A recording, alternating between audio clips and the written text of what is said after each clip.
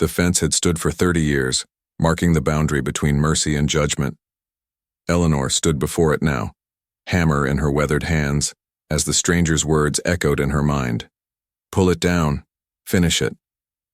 3 simple words that would either save her ranch or destroy everything she'd built. It started 6 months ago when the drought came. Eleanor's cattle were dying, her wells running dry, and the bank had given her 60 days. She was the last woman rancher in the territory, and some said that was the problem. Women weren't meant to run cattle operations, they whispered. Before we continue, pause for just a moment and tell me in the comments, which country are you watching this from? I love knowing where these stories reach across the world. Now Eleanor had built that fence herself after her husband died, separating her dying land from the creek that ran through her neighbor's property. Thomas Blackwood owned that creek, and he'd made his position clear. Not one drop of water would cross onto her land. She'd begged him, offered him half her herd, her best horses, even proposed selling him parcels of land. Thomas had looked at her with cold eyes and said, "Some people aren't meant to survive out here, Eleanor. Nature has a way of correcting mistakes."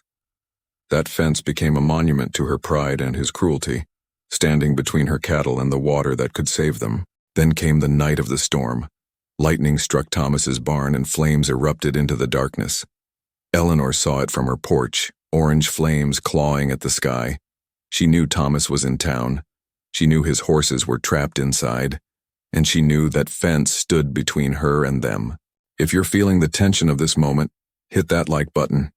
It helps this story reach others who need to hear it. For 10 seconds, she stood frozen. Every rational thought screamed at her to stay put.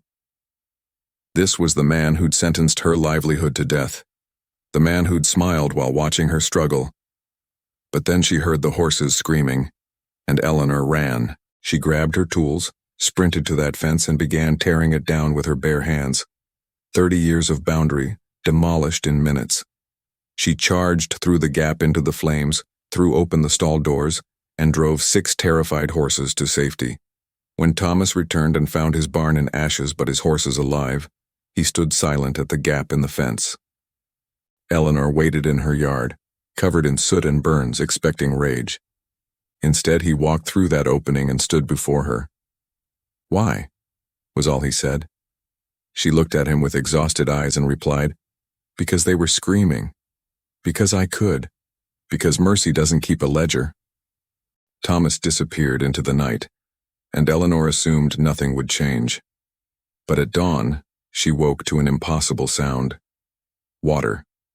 She ran outside to find Thomas and his men digging a channel from the creek straight through that gap in the fence.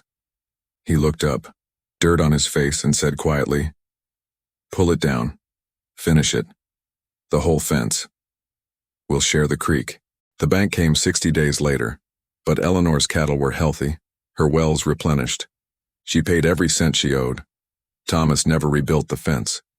Instead, he became her partner, and together they built the most successful ranch operation in 3 territories.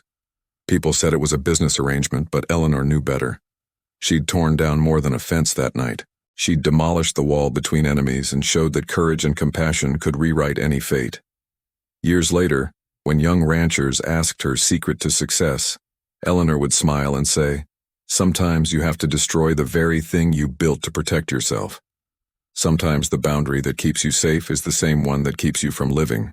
If this story touched your heart, if it reminded you that one act of courage can change everything, then please subscribe to this channel.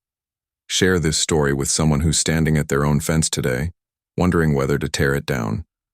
Because just like Eleanor, your choice to show mercy when it's hardest might not just save someone else, it might save you too. Let's keep these stories of courage and redemption alive together. Hit that subscribe button and I'll see you in the next story.